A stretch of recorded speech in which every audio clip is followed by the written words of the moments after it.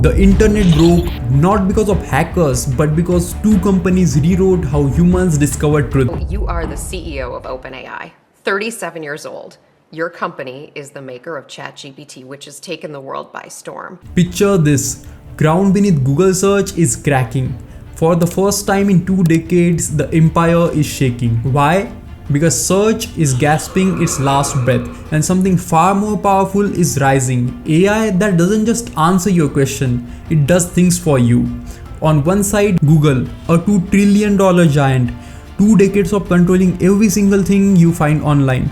On the other, OpenAI, a company burning through cash faster than a rocket on fire. And here's the wild part, one of them might not survive. Let's start with something crazy. Google is dying. Not tomorrow, not next year, it's happening right now. For the first time in 2 decades, Google's search dominance has cracked. Google's market share has dropped below 90%. I know what you're thinking. You might think that 90% is still massive, but the numbers are lying. Google is rotting from inside. Experts call it the hollowing out. Sure, they get billions of searches, but they are the boring, worthless ones. Facebook login, what's the weather, nearest McDonald's. These searches make Google exactly 0 rupees. Meanwhile, the valuable searches where there is actual thinking, learning and creating, those are vanishing into thin air. Where are they going? They are going to ChatGPT and AI chatbots. An average Google session lasts for about 5 minutes. But an average ChatGPT session more than 14 minutes. People are not just searching for answers. They are having conversations. They are staying in AI chatbot for hours. And what does that mean? They're not going on actual web. If you're Gen Z or younger, there's 77% chance that you're already kicked Google to the curb for anything complex. You're not Googling how to fix my code. You're asking ChatGPT to write the entire thing for you. Google still owns boomers and Gen X. But here's the problem. They are protecting yesterday's internet while their opponent is building tomorrow's. Now, let me tell you something that should terrify everyone watching. The biggest financial magic trick in the history of tech. You have heard AI is booming, right? Nvidia stock is shooting through the roof. Microsoft's printing money like it's monopoly cash. OpenAI is worth $500 billion. But here's what nobody's telling you. It's all one giant circle. What's this magic trick? Microsoft throws billions at OpenAI. OpenAI catches that money and immediately, boom, spends it all on Microsoft's cloud services, Azure. Microsoft then reports massive AI revenue growth. That growth makes their $1 trillion valuation look justified. That valuation lets them invest more in OpenAI. They are playing musical chairs with cash. When music stops, someone's going broke. It gets worse, way worse. Nvidia is investing in companies like CoreView. CoreView is a cloud service provider which rents out what? Nvidia GPUs. Nvidia is literally financing its own customers to buy its own products. It's like paying your friend to eat at your own cafe and then claiming business is booming. This entire AI boom might be what one analyst called world's most sophisticated round-tripping scheme. They are creating fake economic activity to make their stock prices look good. And OpenAI, they are burning cash like crazy. In just the first half of 2025, they made $4.3 billion in revenue. Impressive, right? They lost $13.5 billion in total. For every single dollar they make, they are spending 3. They are not just unprofitable, they are losing money. Every user who signs up makes them poorer. The more popular they get, faster they bleed. Meanwhile, Google, they are printing $200 billion a year from search ads like it's nothing. They design their own AI chips so they don't have to pay Nvidia's heavy monopoly prices. They are funding their entire AI war using pure cash flow, while OpenAI is building house of cards held together by investor hype and that circular money game. If OpenAI is a rocket ship, someone forgot to tell that rockets need fuel to come back safely and they are running on fumes. So who's actually winning the technology race? The answer might surprise you. For most of 2023 and 24, the narrative was simple. OpenAI was ahead, Google was playing catch up, Google's Bard was terrible, ChatGPT was magic, Google's Gemini was, well, it was trying. But late 2025 changed everything. Google launched Gemini 3 and suddenly they are not just competing, in some ways they are ahead. Gemini 3 has native multimodal capability. It can see, hear and understand video in ways GPT still can't quite match. And here's Google's secret weapon, grounding. While ChatGPT is a creative genius that sometimes hallucinates facts, Gemini 3 can fact check itself in real time against Google's search index, the most comprehensive database of human knowledge ever created. It's like having a brilliant creative writer with paranoid fact checker built into their brain. But OpenAI isn't sitting still. GPT 5.1 is pivoting towards something more powerful. Not just answering questions, but doing tasks, booking flights, scheduling meetings, acting as your digital assistant that can actually click buttons and make things happen. This is the real divergence. Google is trying to perfect answering while OpenAI is moving towards doing. One wants to be your encyclopedia while other wants to be your employee. Here's the secret about internet. It doesn't matter how good your AI is if nobody can access it. Google controls Chrome, about 65% of all web browsers.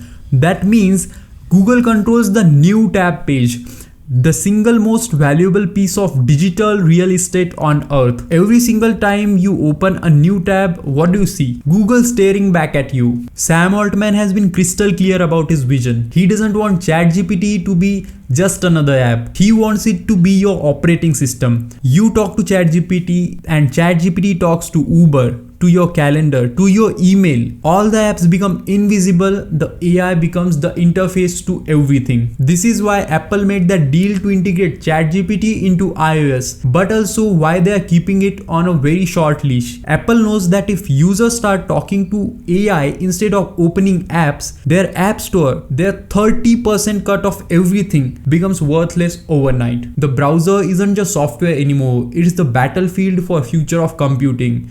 Now let's talk about the casualties of this war. The publishers, the content creators, the entire ecosystem that makes the internet work. When you search best mortgage rates this year on Google, you now get an AI generated answer right at the top. You don't click anything, you don't visit any website. Google's AI just tells you. Publishers are reporting massive traffic drops. The New York Times, CNN, specialized blogs, they are all bleeding traffic like crazy. The click-through rate of number one result used to be healthy 28 to 30%. But if an AI overview pops up, it drops to under 8%. This creates what's called Ouroboros effect. The snake eating its own tail. As publishers lose traffic, they lose money. As they lose money, they put up paywalls and block AI crawlers. As they block AI, there's less fresh content for AI to learn from. So AI companies start training on AI generated content, which research shows causes model collapse, where AI literally gets dumber over time. This is why New York Times is suing OpenAI. 69-page lawsuit claims that OpenAI and Microsoft used millions of New York Times articles to train its artificial intelligence programs to, quote, create products that compete with it with the Times. It's not just about copyright. It's about survival. If AI can summarize their articles without sending them traffic, why would anyone subscribe to the Times? The entire content industry is pivoting from SEO, search engine optimization, to GEO, generative engine optimization. The goal is no longer to get clicks. The goal is to get cited by AI, to be the source that ChatGPT references when it answers. The economics of content creation are being rewritten and nobody knows if the math still works. And just when you thought this couldn't get more complicated, the US government decided to pick a side. In September 2025, a federal court dropped a bomb on Google. For next 10 years, Google has to share its search index and user data with competitors. Think about what that means. Google's biggest advantage, 25 years of crawling the web and learning what people click, is being handed over to everyone else. Microsoft, OpenAI, any startup with an idea can now build a search engine with Google quality results. And then there is a copyright lawsuit. This one can end OpenAI completely. The New York Times is suing them. OpenAI has to hand over all their receipts.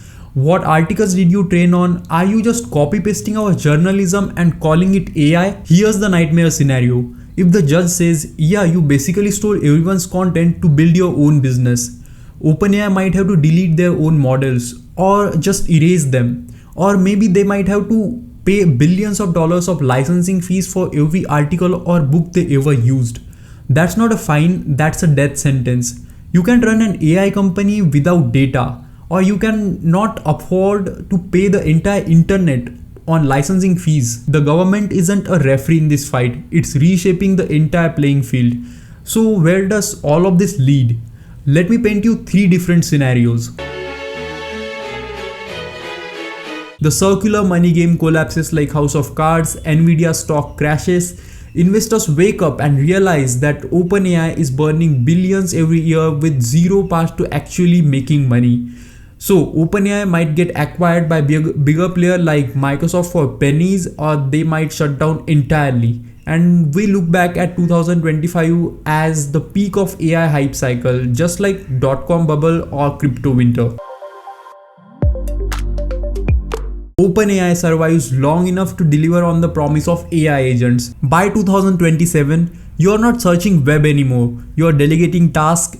Book a vacation to Japan under 3 lakhs. The AI negotiates with airlines, book hotels, rents cars, all while you sleep. Google's ad business collapses because AI completes transactions without you ever seeing an ad. So OpenAI becomes the new operating system of the internet. Governments decide that this is all moving too fast. New regulations force AI companies to license all training data. Copyright law is rewritten for AI Edge. The entire business model stalls while lawyers and legislators figure out the rules. Google survives because they have money to wait.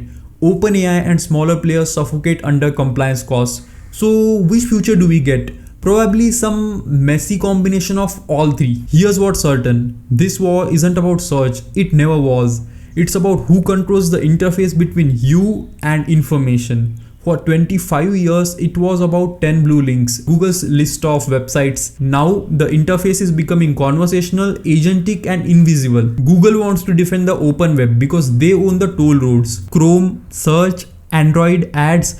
OpenAI wants to replace the open web where AI is the browser, the search engine, and the destination all rolled into one. Google has money, the infrastructure, and technology to compete, but OpenAI has something powerful. They have captured the imagination of a generation. They have convinced users that future isn't about finding information, it's about making AI think for you. The question isn't who has better AI. The question is, can OpenAI survive its own burn rate long enough to break Google's monopoly before the money runs out or regulators step in? We are watching a billion-dollar poker game where both players might be bluffing. While Google and OpenAI battle for the future, AI tools are already here making designers and creators insanely productive. I have gathered 10 AI tools that will literally 10x your speed, and you don't want to miss this one. So what do you think? Is Google's dominance actually over? Can OpenAI survive its financial nightmare? Drop your thoughts in the comments.